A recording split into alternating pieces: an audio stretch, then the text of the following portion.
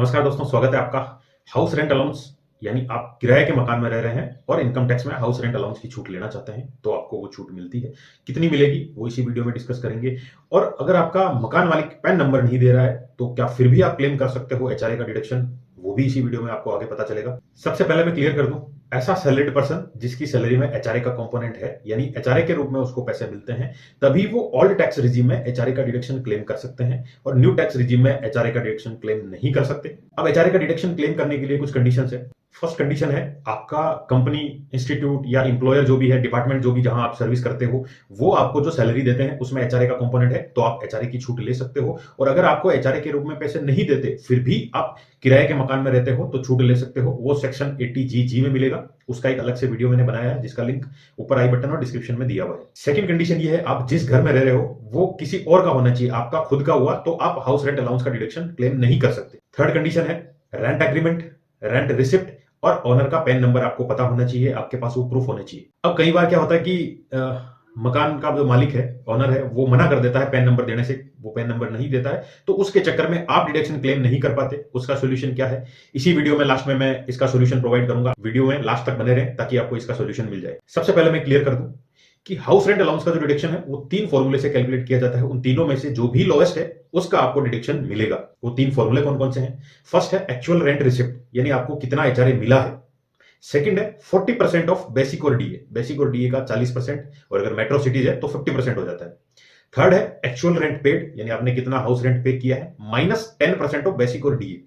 Basic और DA को जोड़ के उसका 10% निकाल लें और जो आपने एक्चुअल में रेंट पे किया है उसमें से माइनस कर दें। ये थर्ड फॉर्मूला। इन तीनों में से जो भी लोएस्ट होगा आपको उसका डिडक्शन मिल जाएगा। इनकम टैक्स एक्ट क्या कहता है, अगर आप किसी हाउस ओनर यानी मकान मालिक को 1 लाख से ज्यादा का रेंट पे करते हैं और उसका डिडक्शन आप क्लेम करना चाहते हैं इनकम टैक्स में, तो उसके लिए उस ओनर का पैन नंबर होना जरूरी है। 1 लाख रुपए ईयरली या 8,333 रुपए मंथली अगर पेमेंट करते हैं रेंट के रूप में तो जरूर आपको ये पैन नंबर देना पड़ेगा आपके एम्प्लॉयर को, अदरवाइज आपको एचआरए का डिडक्शन नहीं मिलेगा। अब बात करता हूं मकान मालिक के पास पैन नंबर ही नहीं है, पैन कार्ड ही नहीं है, जरूरत ही नहीं पड़ी उन्हें कभी पैन कार्ड की, तो उनके पास पैन कार्ड नहीं है, या फिर पैन कार्ड है लेकिन आपको इंटेंशनली पैन नंबर नहीं देना चाहता, उसमें क्या सोल्यूशन है? फर्स्ट कंडीशन, जिसमें ओनर के पास पैन कार्ड नहीं है, उसमें आपके पास 2 ऑप्शन है।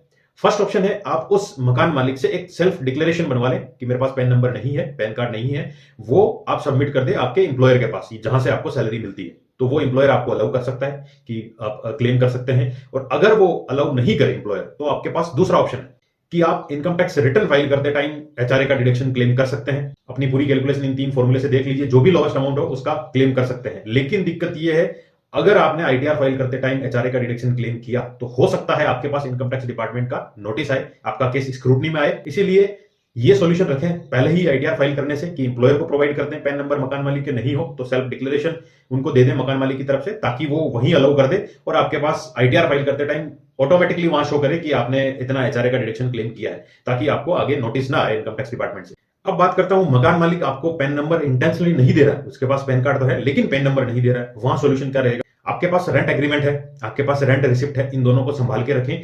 जब कभी भी आपके पास इनकम टैक्स डिपार्टमेंट का नोटिस आए कि आपने पैन नंबर नहीं दिए ओनर के, तो आप ये बता सकते हैं कि ये रेंट एग्रीमेंट है और ये रेंट रिसिप्ट है जो कि मैंने पेमेंट किया है, तभी मैंने एचआरए का डिडक्शन क्लेम किया है।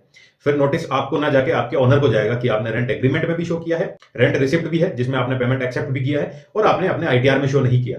एक और चीज, आप जो रेंट एग्रीमेंट बनवाते हैं उसमें काफी सारी इंफॉर्मेशन आपकी और ओनर की होती है, वहां भी आप देख सकते हैं नेम होता है, एड्रेस होता है और जो रेंट का अमाउंट है वो होता है पैन कार्ड या फिर कोई दूसरे आईडी प्रूफ जरूर होते हैं उसमें। उन्हें देख के भी इनकम टैक्स डिपार्टमेंट उस ओनर पे एक्शन ले सकता है कि आपके पैन नंबर थे, आपने प्रोवाइड नहीं किए थे, लेकिन आपने जो इनकम हुई है हाउस रेंट में वो आईटीआर में शो नहीं की है, तो ये आप उसका कारण बताइए। यानी फिर आपके लिए कोई प्रॉब्लम नहीं रहेगी, वो उनके एंड पे प्रॉब्लम रहेगी अगर आपको पैन नंबर इंटेंशनली नहीं देते हैं तो। अब जिनको एचआरए नहीं मिलता सैलरी में, ऐसे पर्सन भी काफी है जो प्राइवेट सेक्टर में जॉब करते हैं, एचआरए उनको नहीं मिलता, तो वहां वो सेक्शन 80G में मैक्सिमम 60,000 की छूट, मंथली 5,000 की डिडक्शन ले सकते हैं। वो कैलकुलेशन कैसे करेंगे उसका वीडियो आई बटन में और डिस्क्रिप्शन में दिया हुआ है।